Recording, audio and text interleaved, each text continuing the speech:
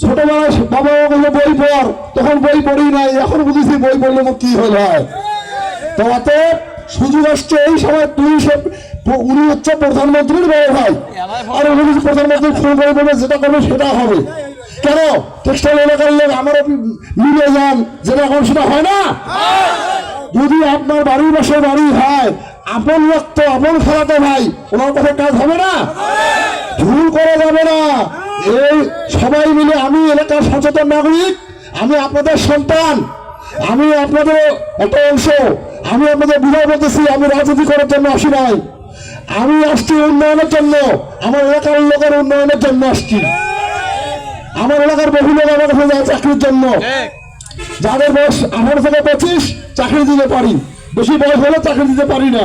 যখন ইপিজেড জবল হবে, সাতপাড়া ইপিজেড হবে, এখানে হাসপাতাল হবে, তখন ডোমারের লোককে আসতে হবে, পঞ্চগড়ের লোককে আসতে হবে, আমার এলাকায় বুড়োর চাকরি হবে। অতএব আপনারা ভুল করিয়েন না, কারো প্ররোচনার কথা বলিয়েন না, আশপাশের সমস্ত লোককে বলেন। আমি তো মনে করি আমাদের সোনায় কুদুপুকুর চড়াইখানার লোকের উচিত যে যার বিয়ে হইতে শ্বশুর বাড়ি পঞ্চপুকুর, তাদেরকে ফোন করি বলা যে তোমরা ভোটটা তুই সেরকম দাও, তুই যদি দেন আমার তুই হাসপাতাল লাগবে, তোমার বাড়ি শুকর থাকিবে। অত ভুল করিয়েন না, কারো প্ররোচনা আসেন না। আমি উন্নয়ন জানি, আমি বিজেপি চাকরিদের সাথে মিশি, আমার সাথে পার্টনারশিপ আছে। আপনারা ভুল করিয়েন না, আপনারা সবাই সকালে উঠলে তুই সবকে ভোট দেন।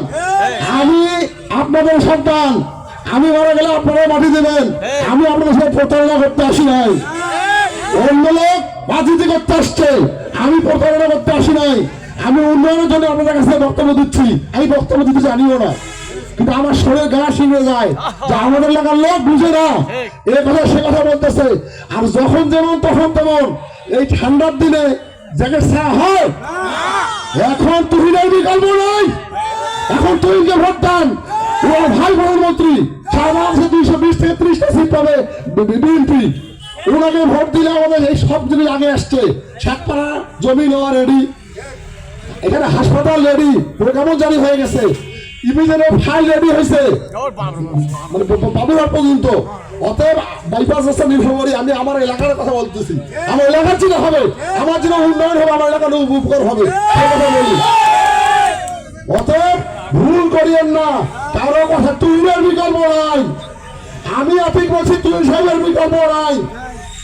এবং আমি ব্যবসায়ী মানুষ, আমি সারা চায়না জাপান বিভিন্ন দেশের লোকের সাথে ব্যবসা করি। 3-4 দিন লোকটার সাথে মিশি আমার এত ভালো লাগছে যে ইনি যখন তুহিন সাহেব, আমি তুহিন ভাই করি, খুবই ভালো লাগ।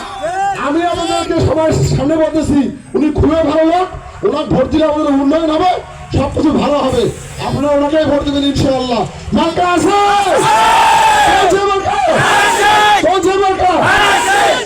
অতএব আমি আপনাদের সন্তান, আপনাদের কাছে জোয়া চাই, সবাই মিলে আমরা ওনাকে ভোট দিই। ওনাকে ভোট দিলে আমরা ঠকবো না। এই কথা বলে আমি শেষ করলাম। আসসালামু আলাইকুম।